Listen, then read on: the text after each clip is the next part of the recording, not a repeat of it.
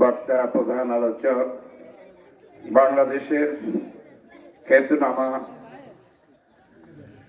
তাফসীর কারক জনাব মুফতি মশিউর রহমান আজাদী সাহেব উপস্থিত আছেন, এই মাদ্রাসার শ্রদ্ধেয় শিক্ষকবৃন্দ, বিভিন্ন প্রতিষ্ঠান থেকে আগত শিক্ষকবৃন্দ এবং এই আয়েশাবাগের আমার শ্রদ্ধেয় মুরব্বিয়ানগণ, পর্দার অন্তরালে মা ও বোনেরা, আসসালামু আলাইকুম।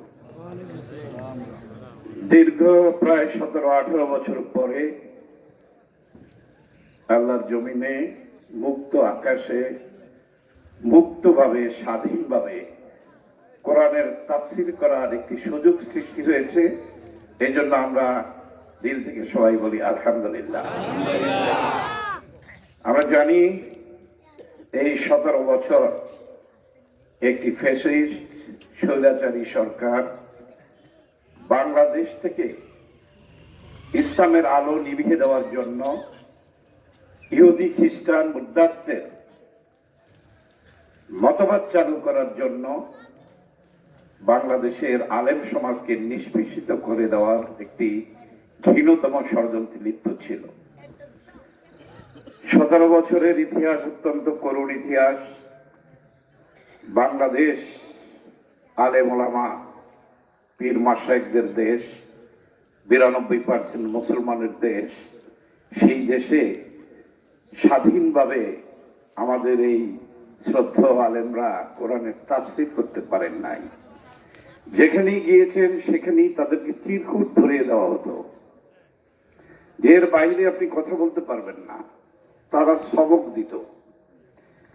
যে সমস্ত দ্বীনি আলেমরা সবক শুনত না, তাদেরকে বেজ্জতি করা হতো, লাঞ্ছিত করা হতো, বিভিন্নভাবে হয়রানি করা হতো, মামলা মোকদ্দমায় মিথ্যা অজুহাতে তাদেরকে কারারুদ্ধ করা হতো। আর যারা তাদের ইচ্ছে মতো চিরকুট অনুযায়ী বক্তৃতা দিতেন, তাফসীরের নামে আওয়ামী বন্দনা করতেন, শুধু তারাই বাংলাদেশে তাফসীর করতে পারতেন। আল্লাহ পাকের অশেষ মেহেরবানিতে আমরা সেই পরিবেশ মুক্ত হয়েছি। আপনারা জানেন, শুধু বাংলাদেশের নয়, সারা বিশ্বের বরেণ্য আলেমে দ্বীন আল্লামা মরহুম দেলোয়ার হোসেন সাঈদী, তাকে সারা বাংলাদেশের মানুষ দল মত নির্বিশেষে শ্রদ্ধা করত। কেন শ্রদ্ধা করত? যে তিনি কোরআনের কথাগুলো এত সাবলীলভাবে, এত সুন্দরভাবে উপস্থাপন করতেন যে সাধারণ মানুষ, দিক ভোলা আমরা যারা পথ হারা, তারা পথের সন্ধান পেতাম। বহু বিদর্মী তার মাহফিলে শান্তির ধর্ম, ইসলাম ধর্ম গ্রহণ করেছে। সেই কোরআনের পাখিকে কি নির্মম নিষ্ঠুরভাবে 13 বছর কারাগারের অন্ধকার কষ্টে রেখে তাকে তিলে তিলে পরবর্তী পর্যায়ে পয়জিং এর মাধ্যমে তাকে হত্যা করা হয়েছে বলে অনেকে দাবি করেন। আমরা যারা আওয়ামী বিরোধিতা করতাম, আমরা যারা আওয়ামী লীগের শোষণ নির্যাতনের বিরুদ্ধে কথা বলতাম, সেই সমস্ত রাজনৈতিক দলের নেতা কর্মীরাও কোথাও স্বস্তিতে থাকতে পারে নাই। আওয়ামী লীগের বিরুদ্ধে একটি সমর্থক, অন্যায়ের বিরুদ্ধে কথা বলার একটি লোকও কোথাও হেনস্থা হন নাই, এমন ইতিহাস নাই। এই আয়েশাবাগ জোর করে জয় বাংলা বলানোর জন্য কত নির্যাতন করা হয়েছে, আমাদের নেতা কর্মীদেরকে কিভাবে হয়রানি করেছে আপনারা সব জানেন। তারপরেও আমরা শুধু আল্লাহর কাছে ফরিয়াদ করতাম।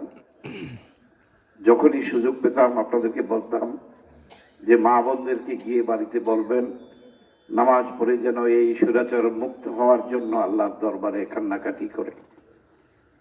আপনারা জানেন, আমাদের দলের যিনি প্রধান দেশনেত্রী বেগম খালেদা জিয়া, তাকে মিথ্যা মামলায় ফরমেশি রায় দিয়ে তাকে শুধু কারাগারেই অন্তরীণ করে নাই, বৃদ্ধ বয়স, বৃদ্ধ মানুষ, ডাক্তাররা সবাই বলছে তার সুচিকিৎসার দরকার, তাকে বিদেশ পাঠানো দরকার, কিন্তু এই জুলুমবাজ সরকার খালেদা জিয়ার চিকিৎসা পর্যন্ত করতে দেয় নাই। অনেক আলেম ওলামা, মামুনুল হক সাহেব, উনি একজন কোরআনের হাফেজ পরিবারের সন্তান, তার বাবাও একজন এই বাংলাদেশে দিন প্রতিষ্ঠার অগ্রগামী নেতা ছিলেন। তাকে মিথ্যা মামলা দিয়ে কিভাবে নির্যাতন করা হয়েছে, আল্লামা শফি সাহেব, তাকে কিভাবে অপমানবদস্ত করা হয়েছে। 13 সালের 5ই মে ঢাকার শাপলা চত্বরে ছোট ছোট মাসুম বাচ্চা সহ যারা কোরআনে হাফেজ ছিলেন, যারা শিক্ষক ছিলেন, যারা আলেমে দ্বীন ছিলেন, তাদেরকে কি নিষ্ঠুর নির্মমভাবে একটা স্বাধীন দেশে, মুসলমানের দেশে কিভাবে রাত্রে তাদের উপর নির্যাতন করে, রক্তে রঞ্জিত করে, তাদেরকে হত্যা করে বাংলাদেশ থেকে ইসলামকে ছাড় দেন, ছেড়ে দেন না। আজকে তাদের নাম নিশানা নাই। আওয়ামী লীগের যিনি প্রধান ছিলেন এক সময়, শেখ মুজিবুর রহমান সাহেব, 75-এ তার সপরিবারে যে হত্যাকাণ্ড হয়েছিল, তার যে কৃতকর্মের জন্য বাংলাদেশের মানুষ বিদ্রোহ করেছিল, সেনাবাহিনী বিদ্রোহ করেছিল। মানুষের উপর অত্যাচার করব না, ইসলাম বিরোধী কোনো কর্মকাণ্ডে আমরা লিপ্ত হব না, তাহলে হয়তো এই 5ই আগস্ট 24 সাল আসতো না। কিন্তু আওয়ামী লীগ সেই শিক্ষা নেয় নাই বলেই আওয়ামী লীগ আরো বেশি অত্যাচারী, আরো বেশি জুলুমবাজ, আরো বেশি ইসলাম বিরোধী, সবচেয়ে নিকৃষ্টতম স্বৈর শাসক হিসেবে সারা বিশ্বে খ্যাতি লাভ করে দেশ থেকে পালিয়ে যেতে বাধ্য হয়েছে। এখানে আপনারা যারা ইসলাম প্রিয় জনতা আছেন, তাদেরকে বলবো যে আমরা শুকরিয়া আদায় করব। আর যারা বিএনপি নেতাকর্মী আছেন, তাদেরকে বলবো এই আওয়ামী লীগের কাছ থেকে আমাদের শিক্ষণীয় কিছু ব্যাপার আছে, যে আমরা যেন আওয়ামী লীগের মতো আমাদের নেতাকর্মীরা যেন সেই দুর্বৃত্তায়নের দিকে ঝাঁপিয়ে না পড়ি, আমরা যেন চাঁদাবাজ না হই, আমরা যেন লুটেরা বাহিনী না হই, আমরা যেন মানুষকে অত্যাচার করার হাতিয়ার হিসেবে না হই। আমরা সবসময় সহজ সরল পথ, সিরাতুল মুস্তাকিমের পথে আমরা চলব।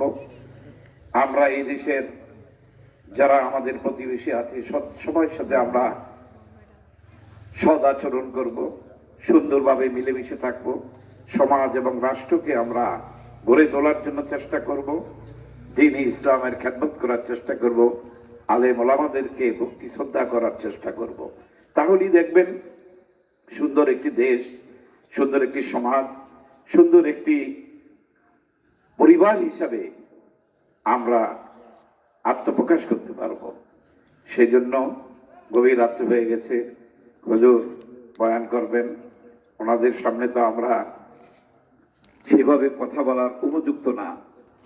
তবুও আমরা আমাদের সমাজে আমাদের নেতাকর্মীদেরকে সচেতন হওয়ার জন্য এই মাহফিলগুলায় আমরা দাওয়াত পেলেই ছুটে আসি, যে একটি সুন্দর পরিবেশ, এরকম পরিবেশ তো অন্য জায়গায় পাওয়া যায় না।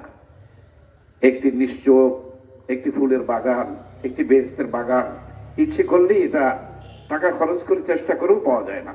এটার জন্য রহমত, আল্লাহর রহমত লাগে। সেজন্য আমরা আপনাদের কাছে ধরে আসি যে আপনারা যদি আমাদের মধ্যে কেউ ভুলভ্রান্তি করে, আপনারা সরাসরি আমাদেরকে জানাবেন। যদি আমাদের মধ্যে কেউ আওয়ামী লীগের মতো দুঃশাসন করার ধৃষ্টতা দেখায়, আপনারা সাথে সাথে আমাদেরকে জানাবেন, আমরা কঠোর হস্তে দমন করব। কোন অপরাধীর দায় বিএনপি নিবে না, কোন চাঁদাবাজের দায় বিএনপি নিবে না।